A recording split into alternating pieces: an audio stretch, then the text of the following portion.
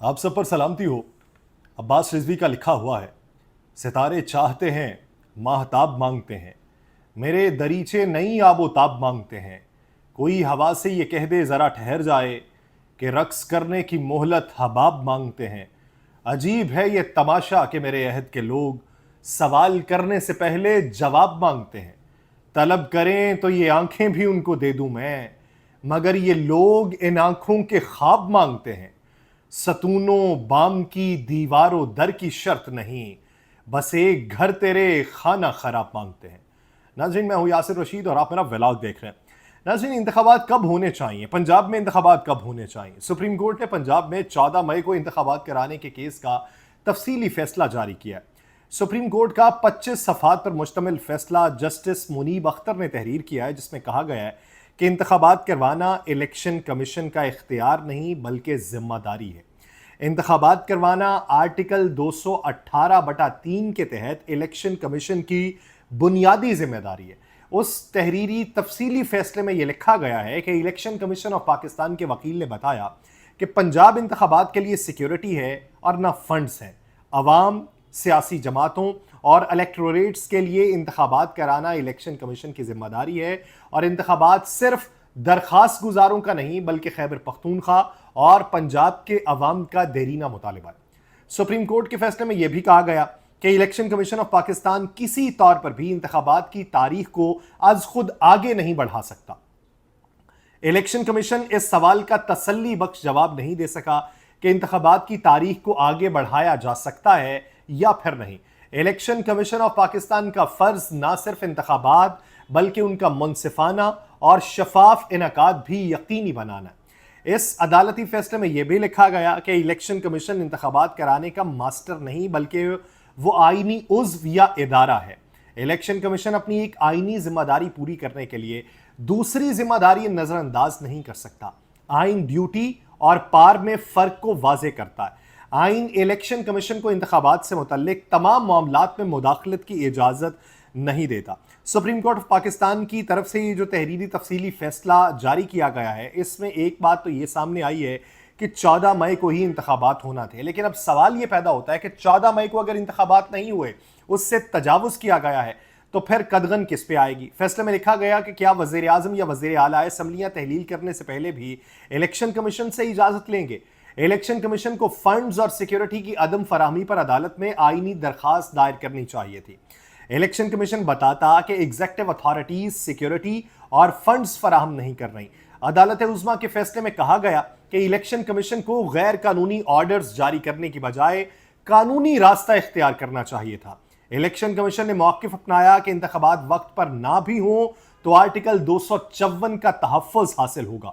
Election commission का article 254 की बुनियाद पर इंतखाबात में इल्तवा का मौक़िफ़ गलत है। आर्टिकल 254 किसी भी आईनी जिम्मेदारी से फरार का रास्ता नहीं देता। सुप्रीम कोर्ट ने अपने फैसले में कहा कि इंतखाबात में रुकावट से इलेक्शन कमीशन ने एक तरह से जमहूरियत को पटरी से उतारा है।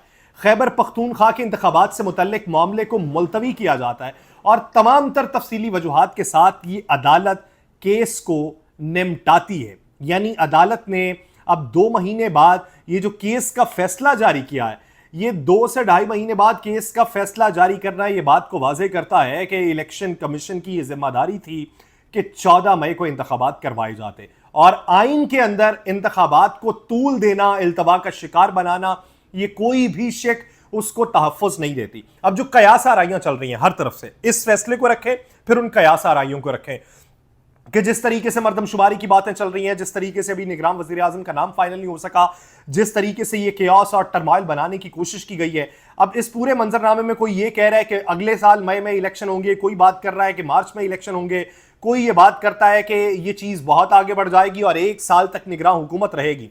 तो वहां पर क्या supreme court of Pakistan intervene करेगी? क्या ये जो गुज़श्ता फैसला जारी हो चुका है इसको मिसाल के तौर पे पेश किया जा सकेगा? क्या इसकी बुनियाद के ऊपर इलेक्शन अपनी मुकर्ररा मुद्दत में होंगे?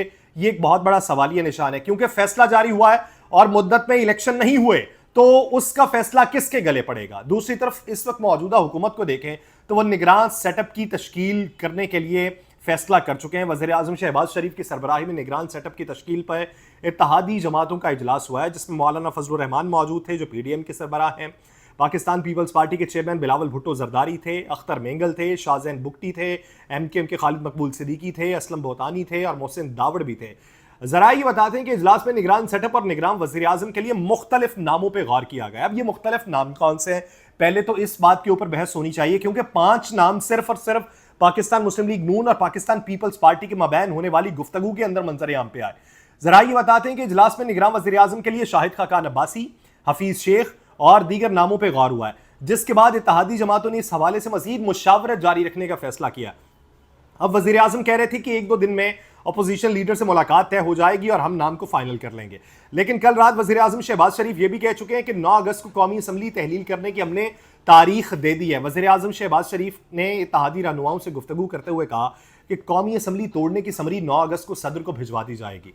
और ज़रा इस बात की भी तस्दीक करते हैं कि वज़ीर आज़म का कहना है कि निगरान वज़ीर आज़म के नाम के लिए कल से मुशावरत होगी और आइंदा 2 से 3 रोज़ में मुशावरत मुकम्मल कर ली जाएगी। ये याद रहे कि मौजूदा जो कौमी असम्बली है उसकी मुद्दत 12 अगस्त की रात 12 बजे को ख़त्म हो जानी है।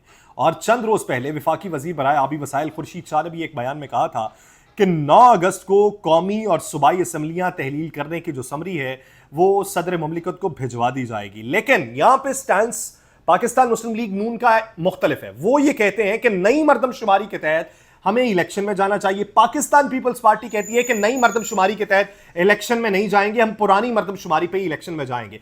अब ये 2 घरों में इस वक्त जो तकरार पैदा हो चुकी है, इस तकरार का फायदा कौन सा तीसरे घर का फरीक उठाएगा, ये एक बुनियादी सवाल है।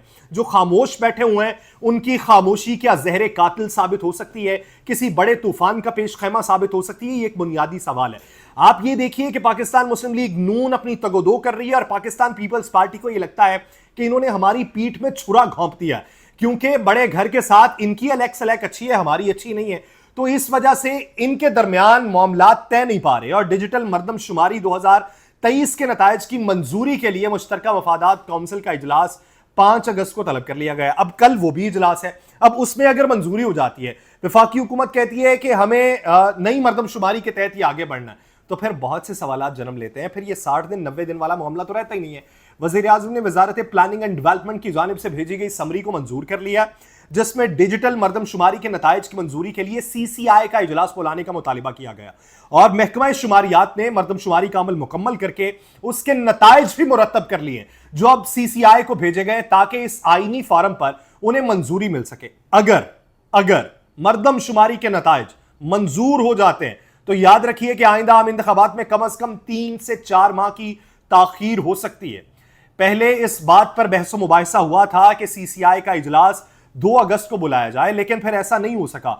और अब वज़ीर आज़म शहबाज शरीफ ने जब चंद रोज पहले यह बात की कि आइंदा आम इंतखाबात नई मरदमशुमारी के नतायज की बुनियाद पर होंगे, तो उस पर पाकिस्तान पीपल्स पार्टी तहफ़्फ़ुज़ात का इजहार कर चुकी थी।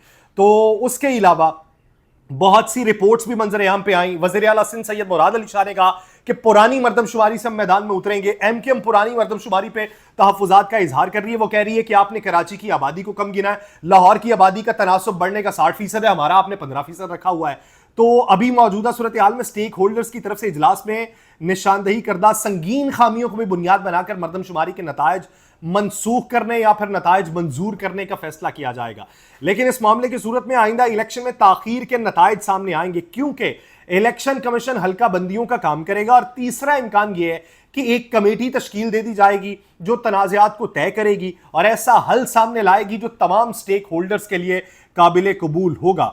लेकिन तमाम स्टेक होल्डर्स में एक भी जमात उठ के ये बात कर दे कि हम नहीं मानते भाई, हमें इस तरीके से आगे नहीं बढ़ना, आप पुरानी मरदमशुमारी के तहत चले, और कोई एक उठ के कह दे कि नहीं मरदमशुमारी के तहत चले, तो फिर ये मंजरनामा कहां तक जाएगा और ये किसकी ईमा पे होगा, बहुत बड़ा सवाल है। एक सवाल ये भी पैदा होता है कि आईनी तरामीम की मंजूरी कैसे हासिल की जाएगी, क्योंकि इसके लिए 2/3 अक्सरियत दरकार होगी और किसी भी मौके पर आम इंतखाबात में ताखीर का मंसूबा मौजूद है, तो ऐसी सूरत में डिजिटल मरदमशुमारी के नतायज को मंजूर किया जा सकता है। और ऐसी सूरत में इलेक्शन कमीशन को कम अज कम 4 से 6 माह दरकार होंगे ताकि फिर नई हल्का बंदियां की जा सकें और उसका अमल मुकम्मल किया जा सके। जो ताज़ा तरीन मरदमशुमारी है उसके नताइज से यह पता चलता है कि मुल्क की आबादी 250 मिलियन के करीब थी, लेकिन ये 240 मिलियन से तजावुज कर गई। महकमा शुमारियात ने 48 अजला के मुंतखब ब्लॉक्स में डिजिटल आबादी की मरदमशुमारी के पहले नताइज की तस्दीक के लिए पोस्ट शुमारी सर्वे करने का काम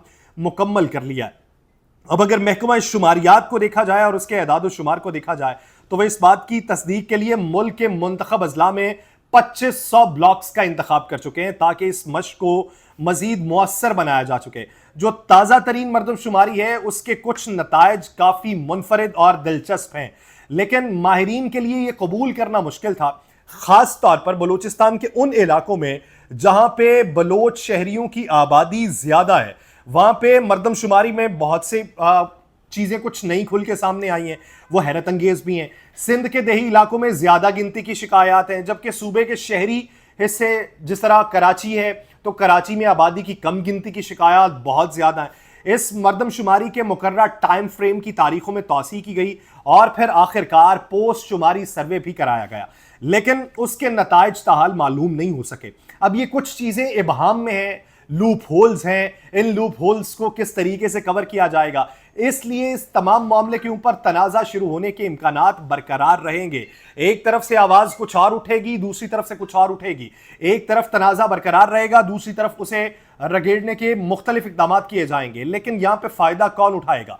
अगर तो किसी को ये लगता है कि हमारी मकबूलियत इस वक्त ज़्यादा है तो वो मकबूलियत किस हद तक बरकरार रखी जाएगी, और अगर किसी को लगता है कि माजी करीब में हमारी मकबूलियत थी अब कुछ कम हुई है तो उसकी मकबूलियत किस हद तक बढ़ जाएगी। ये तमाम तर चीज़ें हर एक मकतबा फ़िक्र, हर एक सियासी जमात को खदशात की लपेट में लिए हुए हैं और वो रोज़ाना की बुनियाद पे सिर्फ इसी सोच विचार के ऊपर एक दूसरे से मेल मुलाकातें कर रहे हैं कि भाई हमारा बनेगा तो क्या बनेगा, हमने जाना है तो किधर को जाना है, इस्तेहकाम पाकिस्तान पार्टी को साथ में लाना है तो कैसे में लाना है, इलेक्शन को डिले में लेके जाना है तो हमारी फेवर में कैसे आएगा, मियां साहब की वापसी किस तरीके से मुमकिन हो पाएगी। क्योंकि अगर मियां साहब की वापसी नहीं हो रही तो बकौल तलाल चौधरी साहब इलेक्शन की तैयारी उसी दिन से शुरू होगी जब मियां साहब वापस आएंगे। अगर मियां साहब वापस नहीं आ रहे तो इलेक्शन तो किसी कुएं में गिरे हुए दिखाई दे रहे हैं, क्योंकि मौजूदा सूरत हाल के अंदर अगर इलेक्शन की तारीख का ऐलान नहीं हो पा रहा, अगर निगरान वजीर आजम के तौर पे इनके नाम अभी सामने आए हैं और दूसरी तरफ से अभी नाम